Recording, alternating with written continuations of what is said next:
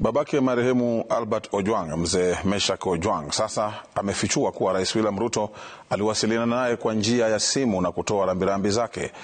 Meshak akielezea kuwa Rais Ruto alitoa msaada wa shilingi milioni 2 kwa familia. Siku moja tu baada ya familia ya marehemu kukamilisha ibada ya kitamaduni ya Tero Yuak kama desturi ya jamii yao, hii leo familia ya Albert Ojwang imetoa taarifa mpya. Babake Ojwang akiweka bayana mazungumzo yake na Rais William Ruto. Namshukuru Rais kwa kuchukua kijana wangu Albert Omondi kama kijana wake na kuhisi kuona kitu, sababu wengi wameaga dunia jana, hata juzi, hata wiki jana, lakini alichagua kuchukua mzigo huo kama wake ili akaweze kusema pole kupitia kwa simu yangu.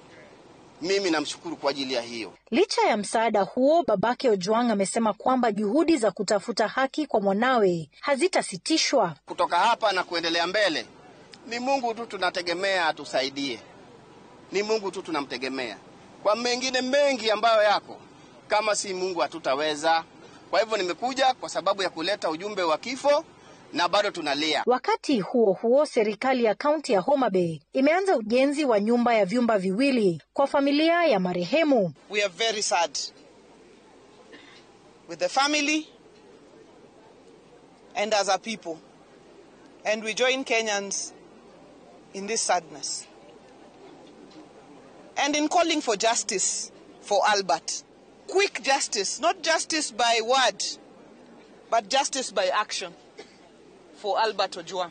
Msemaji wa familia Kenneth Ouma akikanusha madai kuwa familia imewasilisha kesi ya mauaji ya Albert Ojwang mahakamani kwa ushirikiano na wanasiasa. Miriam Nyambura, runinga ya Citizen.